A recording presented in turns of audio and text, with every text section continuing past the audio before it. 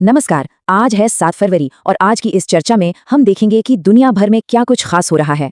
हम बात करेंगे दुबई में हो रहे एक बहुत बड़े सम्मेलन की जो आने वाले कल की सरकारों की दिशा तय कर रहा है, और साथ ही जानेंगे कि कैसे भारत में एक नया टैक्सी मॉडल ड्राइवरों को मालिक बना रहा है। तो ये सिर्फ खबरें नहीं बल्कि आने वाले बड़े बदलावों की पहली झलक है। तो चलिए देखते हैं आज हम क्या क्या कवर करने वाले हैं। हम शुरुआत करेंगे दुनिया की बड़ी खबरों से, फिर आएंगे भारत के महत्वपूर्ण उपलब्धियों पर, उसके बाद खेल जगत की हलचल देखेंगे और जानेंगे कि बिजनेस और इनोवेशन की दुनिया में क्या नया हो रहा है, और आखिर में हम उन लोगों की बात करेंगे जो अपने काम की वजह से इस हफ्ते चर्चा में रहे। तो सबसे पहले दुनिया भर में क्या चल रहा है देखिए। इस वक्त दुनिया के बड़े बड़े नेता दो अहम सवालों पर मंथन कर रहे हैं। आने वाले समय में सरकारें कैसी होंगी और हम अपनी डिजिटल जिंदगी को और ज्यादा सुरक्षित कैसे बना सकते हैं।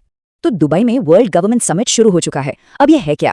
असल में ये एक ऐसा बड़ा मंच है जहां दुनिया भर के लीडर्स और एक्सपर्ट्स एक साथ आते हैं और इस बात पर चर्चा करते हैं कि भविष्य की चुनौतियों से निपटने के लिए सरकारों को कैसे काम करना चाहिए, जैसे कि आर्टिफिशियल इंटेलिजेंस और क्लाइमेट चेंज। इस बार समिट की थीम है भविष्य की सरकारों को आकार देना, और इसी दिशा में एक बहुत बड़ा कदम उठाया गया है।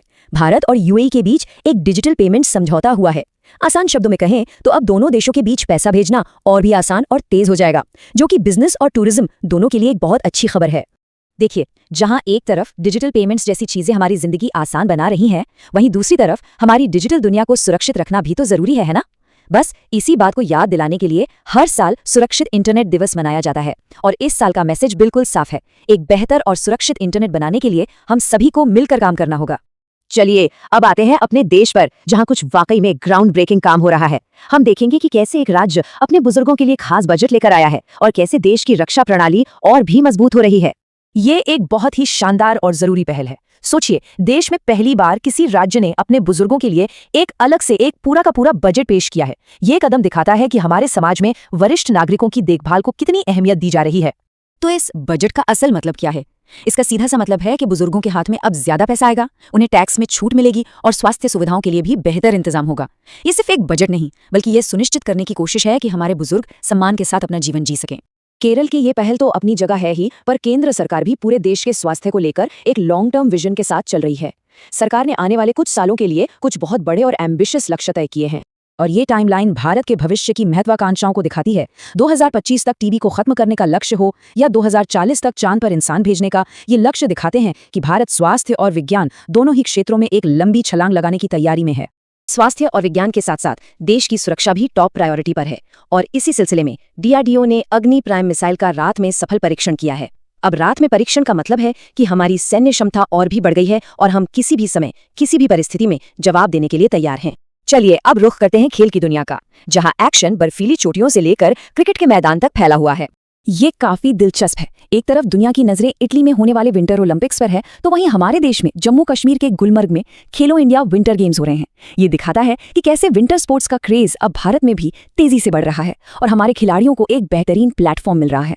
और अब बात क्रिकेट की। महिला प्रीमियर लीग के फाइनल में रॉयल चैलेंजर्स बैंगलोर ने दिल्ली कैपिटल्स को हराकर शानदार जीत हासिल की है। इस टूर्नामेंट की स्टार रही सोफी डिवाइन, जिन्होंने अपने ऑलराउंड प्रदर्शन से प्लेयर ऑफ द टूर्नामेंट का खिताब जीता। उन्होंने 17 विकेट लिए, जो कि सबसे ज्यादा थे। वहीं सबसे ज्यादा रन बनाने के लिए ऑरेंज कैप स्मृति मंधाना को मिला।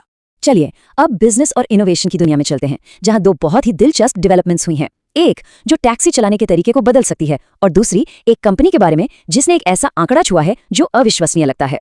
भारत में भारत टैक्सी नाम से एक नई राइड हेलिंग सर्विस शुरू हुई है, और यह पूरी तरह से गेम चेंजर हो सकती है। क्यों? क्योंकि इसका मॉडल ही अलग है। जैसा कि आप देख सकते हैं, यहाँ ड्राइवर सिर्फ पार्टनर नहीं बल्कि मालिक हैं।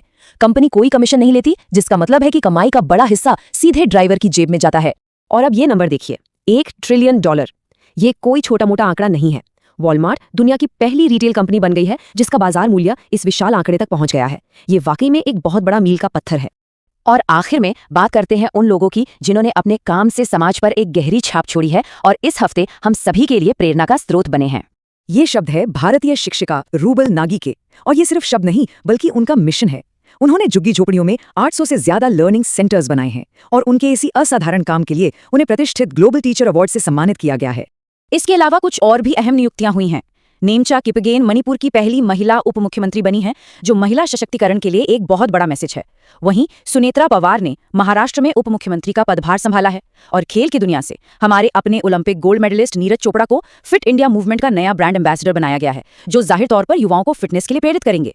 आज हमने कई अंतर्राष्ट्रीय संगठनों की बात की, तो चलिए एक नजर डालते हैं कि इनके हेडक्वार्टर्स कहाँ कहाँ हैं। जैसे कि यूनेस्को का पेरिस में है और डब्ल्यूएचओ और डब्ल्यूटीओ का जिनेवा में। ये जनरल नॉलेज के लिए काफी काम की जानकारी है। और जाते जाते हम आपको एक सवाल के साथ छोड़ रहे हैं। हाल ही में जो डेमोक्रेसी इंडेक्स 2025 जारी हुआ है, उसमें भारत की रैंक क्या है?